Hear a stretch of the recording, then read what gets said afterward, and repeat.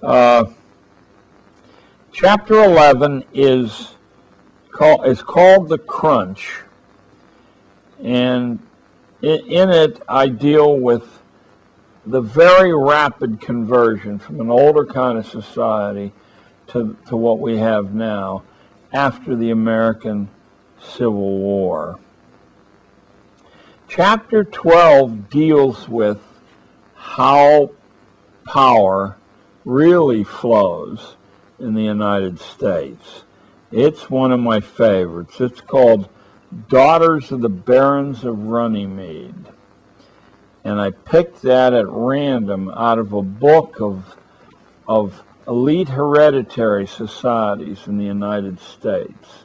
The Daughters of the Barons of Runnymede are not one of the most influential, but they're the ones that caught my heart and tickled my funny bone best.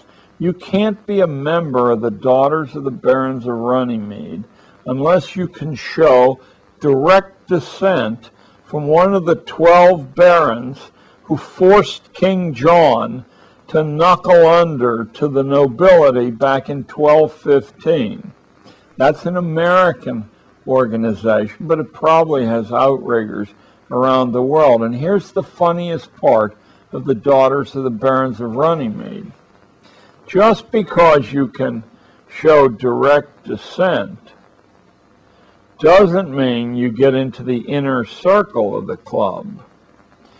The only people who are allowed in the inner circle of the daughters are people who descend from one of the barons who had some special knightly decoration. The rest of them are just common fodder, even though they've traced their ancestry for 800 years.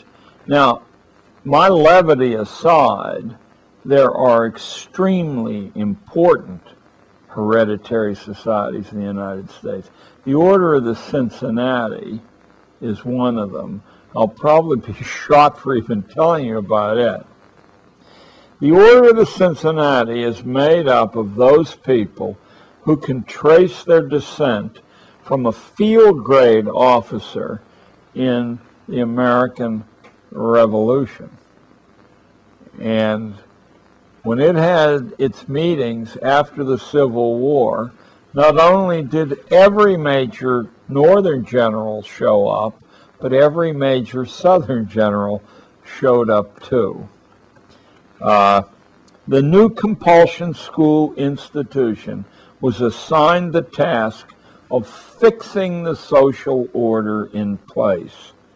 But it borrowed the cautions that two Italian sociologists, Vilfredo Pareto and Giambattista Mosca, had laid down around 1900. Both these men, working independently, said the reason that every hierarchy comes to an end is the problem of transmitting to the next generation the reins of power.